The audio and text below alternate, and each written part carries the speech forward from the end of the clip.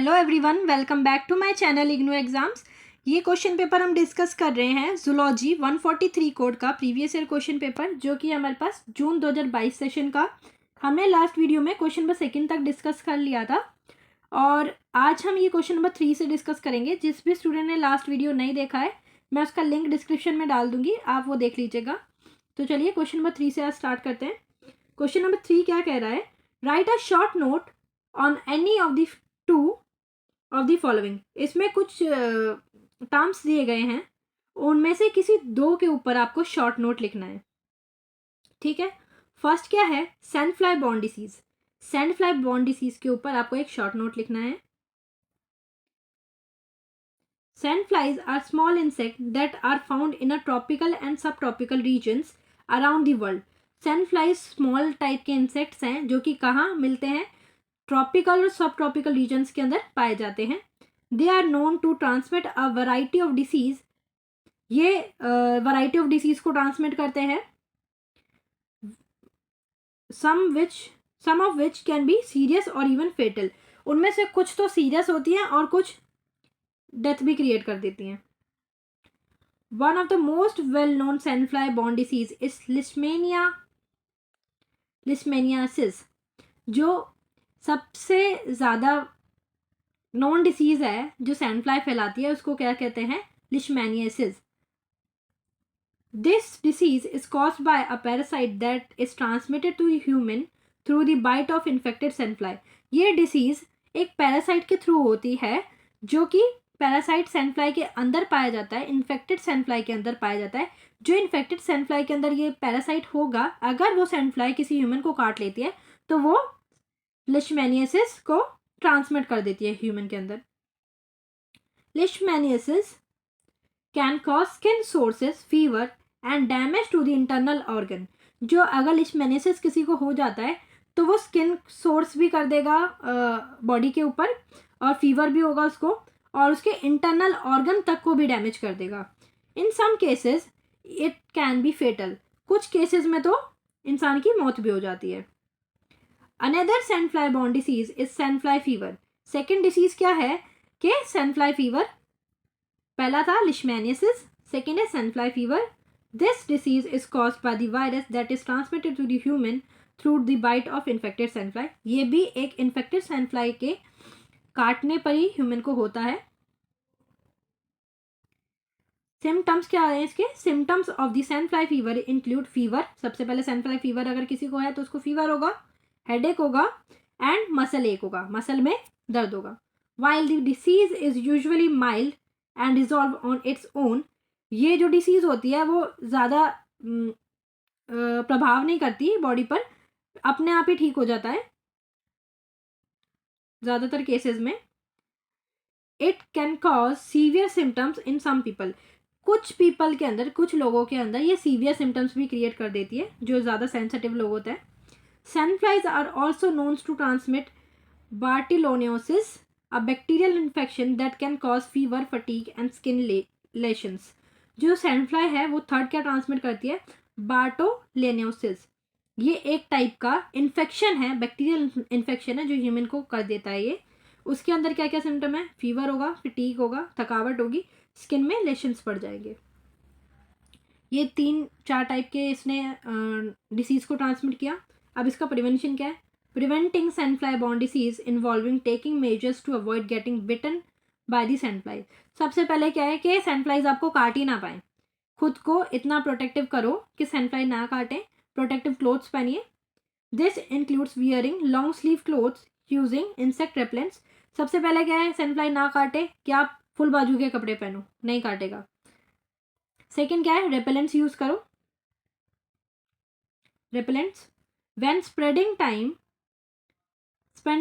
spending time outdoors in area where sandflies are present। जहां आपको पता है कि सैंडफ्लाइज प्रेजेंट हैं, वहां आप फुल बाजू के कपड़े पहनिए और इंसेक्ट रेपेलेंट्स लगा के रखिए। If you go get bitten by the sandfly and develop symptoms such as fever or skin lesions, it's important to seek medical attention right away। अगर आपको लगता है कि आपको किसी सैंडफ्लाई ने काट लिया है और आपको फीवर हो रहा है और स्किन लेशंस भी पड़ गए हैं, तो आप जल्द से जल्द डॉक्टर की कंसल्टेशन लें। ये एक शॉर्ट नोट हो गया कंप्लीट।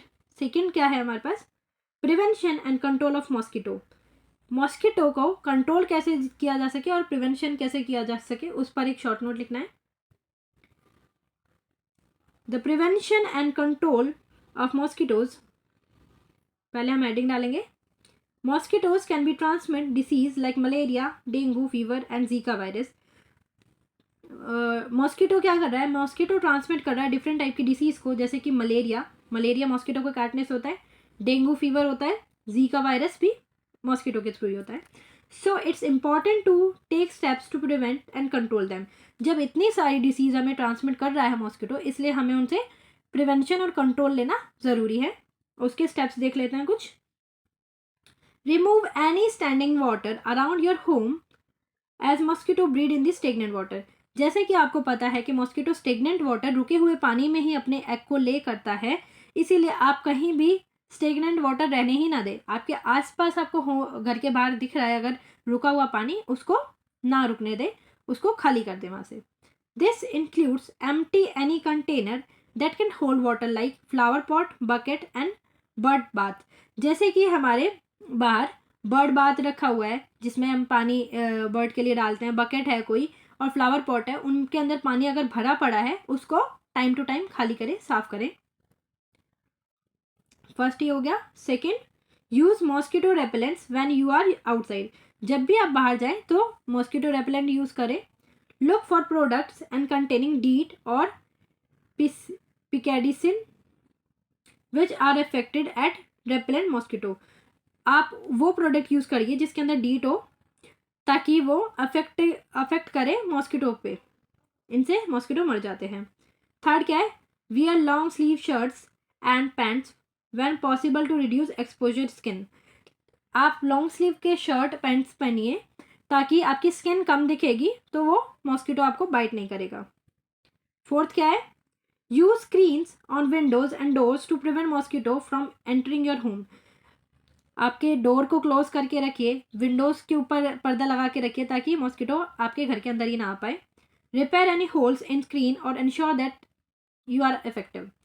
जो भी आपका डोर्स वगैरह खराब है तो उसको रिपेयर करके रखिए, कोई भी खुला हुआ छेद ना छोड़े वहाँ पे। फिफ्थ है, consider using mosquito nets while sleeping. जब आप सो रहे हैं तो मॉस्किटो नेट्स का यूज़ कर सकते हैं आप। This is particularly important if you are live in an area where mosquito-borne disease are prevalent. ये सबसे ज़्यादा कहाँ यूज़ किए जा सकते हैं, जहाँ पे मॉस्किटो डिसीज़ ज़्यादा होती हैं, वहाँ पे आप मॉस्किटो नेट का ज़रूर यूज़ करें। यूज़ मॉस्किटो ट्रैप्स और इंसेक्टिसाइड्स। मॉस्किटो ट्रैप्स यूज़ कर सकते हैं और इंसेक्टिसाइड यूज़ कर सकते हैं। ये हमारा कंप्लीट हो गया। इसका थर्ड है हमारे पास, life cycle of house fly. House fly की लाइफ साइकिल को शॉर्ट नोट लिखना है। The life cycle of housefly. Housefly are common insect found in throughout the world and they have a very unique life cycle. जो housefly है वो throughout the world हर जगह पाई जाती है और एक यूनिक लाइफ साइकिल है इसकी। The first stage of life housefly life is egg. सबसे पहला स्टेज क्या है हाउसफ्लाई का, एग। पहले हाउसफ्लाई अपना एग को ले करेगा, वो भी गंदी सी जगह में, गंदगी के ऊपर हाउसफ्लाई ले करता है अपना egg. Female housefly lay their eggs in decaying organic material such as garbage, animal waste. जो फीमेल हाउसफ्लाई है वो अपना एग को ले करेगा डीकेइंग ऑर्गेनिक मटेरियल के ऊपर, जैसे कि डस्टबिन के ऊपर, गार्बेज के ऊपर और एनिमल वेस्ट के ऊपर। फिर एग ले होने के बाद these egg hatches into larva. जो एग है वो कुछ दिनों के बाद हैच कर जाता है और लार्वा में कन्वर्ट होता है, which are commonly known as maggots. जो लार्वे होते हैं हाउसफ्लाई के, उसको कॉमनली मैगोट्स बोला जाता है। Second stage, the second stage is the larval stage. Second stage क्या है, लार्वल स्टेज। लार्वल स्टेज में क्या है, maggots feed on the decaying organic material around them and they can grow rapidly during this stage. जो larval stage है उसको मैगोट्स बोलते हैं। मैगोट्स क्या करता है लार्वल स्टेज में, जिस भी डीकेइंग मैटर के ऊपर वो पल रहा है वहाँ से वो ऑर्गेनिक मैटर मटीरियल, जो भी गंदगी है जिसमें वो है, उसको खाता है, उस पर फीड करता है और रैपिडली ग्रो करता है इसी स्टेज के अंदर। आफ्टर अ फ्यू डेज, कुछ दिनों के बाद, they enter into pupal stage. कुछ दिनों के बाद जो लार्वा है वो खा पी कर बड़ा हो जाता है और प्यूपा स्टेज में एंटर कर जाता है। Third stage is the pupal stage. Third stage क्या है? Pupa stage. पहली स्टेज थी हमारे पास एग, सेकेंड लार्वा, लार्वा को मैगोट बोलते हैं, थर्ड है हमारे पास pupal stage. During this stage the maggot transform into an adult fly. Pupa stage के अंदर जो मैगोट है वो ट्रांसफॉर्म होगा एक अडल्ट फ्लाई के अंदर, एक अडल्ट फ्लाई बन जाएगा वो। The pupa is encased in a hard outer shell called puparium and it takes about 3 days for the adult fly to emerge. जो प्यूपा स्टेज है हमारा वो एक हार्ड शेल के अंदर होता है, उस जिसको प्यूपेरियम कहते हैं हम, जो 3 से 4 दिन के अंदर एक अडल्ट फ्लाई में कन्वर्ट हो जाता है। The fourth and final stage of the adult stage. Last क्या स्टेज है हमारी? फाइनल स्टेज है जो कि अडल्ट स्टेज है कि अडल्ट हाउस फ्लाई बन गया वो। Adult house fly are fully formed and ready to mate and lay eggs. जो अडल्ट हाउस फ्लाई होता है वो फुल्ली फॉर्म्ड होता है, सारे ऑर्गन उसके कम्प्लीटली बन चुके होते हैं और वो दोबारा मेटिंग के लिए रेडी हो जाता है। They have a life span about 30 days। ज़्यादातर ये 30 दिन तक ही जी पाते हैं। ड्यूरिंग विच दे कैन ले हंड्रेड्स ऑफ एग। जो ये 30 दिन तक जी रहे हैं हाउस फ्लाई, उस 30 दिन तक जीने के अंदर वो हंड्रेड्स ऑफ एग को ले करते हैं। क्वेश्चन नंबर 3 हमारा कंप्लीट हो गया। क्वेश्चन नंबर 4 है, ये क्वेश्चन नंबर 4 आप अच्छे से पढ़ लीजिएगा, समझ लीजिएगा। ये तो आएगा ही आएगा 100 में 1%, ना आया तो वो किस्मत खराब है, इसको याद कीजिएगा, ज़रूर आएगा ये। What is integrated vector management? Integrated vector management क्या है? Explain the different control strategies involve in IVM। Integrated vector management क्या है और इसको एक्सप्लेन करें और इसकी डिफरेंट कंट्रोल स्ट्रेटेजीज को भी एक्सप्लेन करना है। IVM integrated vector management is a comprehensive approach to managing vector borne disease. जो IVM है एक कॉम्प्रिहेंसिव अप्रोच है जो मैनेज कर रहा है वेक्टर बॉर्न डिसीज को। जो भी वेक्टर बॉर्न डिसीज हैं उनको मैनेज करने का काम कौन करता है? वो करता है IVM, integrated vector management. Which are disease transmitted to human through the bite of infected insect. जो इंसेक्ट बॉर्न डिसीज है जो कि बाइट करती है ह्यूमन को और डिसीज को ट्रांसमिट करती है, उनको कंट्रोल करता है IVM। लाइक मॉस्किटो, टिक्स, जैसे कि मॉस्किटो, टिक्स और फ्लाइज को। The key to IVM integrated is multiple strategies to control vector and reduce disease transmission। जो IVM की है और स्ट्रेटेजीज हैं वेक्टर को कंट्रोल करने के लिए और कम करने के लिए, उसकी अलग अलग टेक्निक्स हैं, वो देख लेंगे हम। दिस इंक्लूड, इसके पास कौन कौन सी स्ट्रेटेजीज है? पहला है एनवायरमेंटल मैनेजमेंट। पहला ये क्या करता है? एनवायरमेंटल मैनेजमेंट करता है। सेकेंड है biological control, second biological control, third chemical control और फोर्थ है पर्सनल प्रोटेक्शन मेजर्स। ये इसकी डिफरेंट टाइप की स्ट्रैटेजीज हैं जिनको मैं एक एक करके एक्सप्लेन करूंगी। एक मिनट।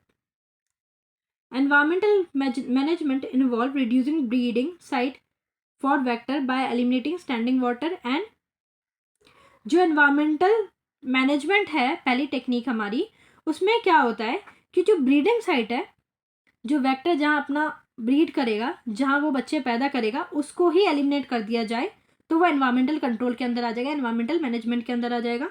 तो इसमें क्या करते हैं कि जो ब्रीडिंग साइट है, जैसे कि मॉस्किटो है, फ्लाइज है, उनकी ब्रीडिंग साइट को एलिमिनेट कर दो। ये कहाँ ब्रीड करते हैं? ये ब्रीड करते हैं स्टैंडिंग वाटर में, रुके हुए पानी में, तो उसको एलिमिनेट कर दो और इम्प्रूव करो उसको सैनिटेशन में। इम्प्रूव सैनिटेशन मतलब वहाँ जो भी गंदगी है, गंदगी में करते हैं ये लोग, पानी में करते हैं, तो पानी को साफ रखें, रुका हुआ पानी ना रखें और ज़्यादातर साफ सफाई रखें, सैनिटेशन मेंटेन करें। फर्स्ट ये हो गई इसकी स्ट्रेटजी। सेकंड है बायोलॉजिकल कंट्रोल। बायोलॉजिकल कंट्रोल में क्या है?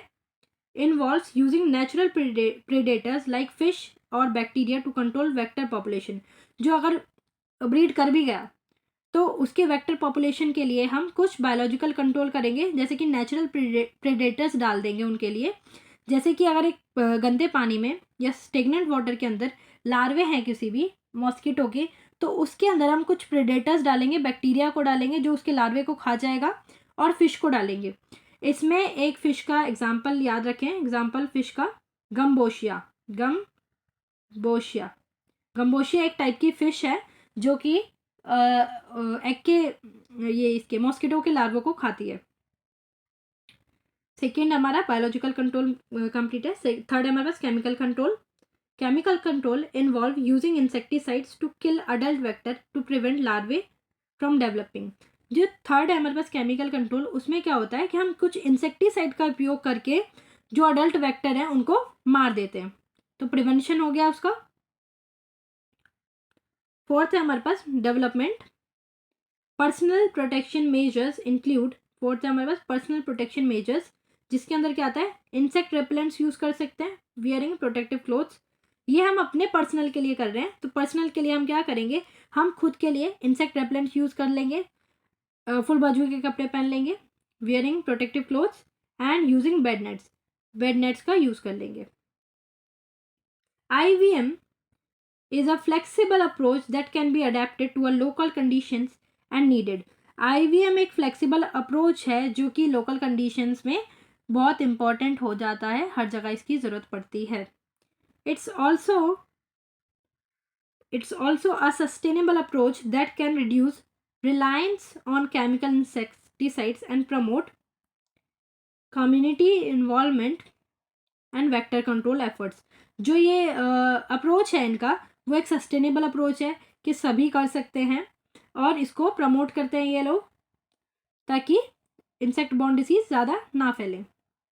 Overall IVM is an effective way to manage vector borne disease and protect public health. क्या है, IVM एक इफेक्टिव वे है इंसेक्ट बॉर्न डिसीज को प्रोटेक्ट करने के लिए और पब्लिक हेल्थ मतलब कंट्रोल करने के लिए और पब्लिक हेल्थ को प्रोटेक्ट करने के लिए। By integrating multiple strategies, we can reduce vector population and prevent the spread of disease.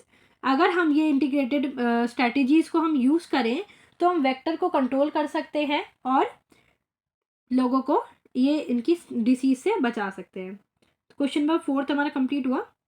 Question number 5 हमारे पास डिस्कस।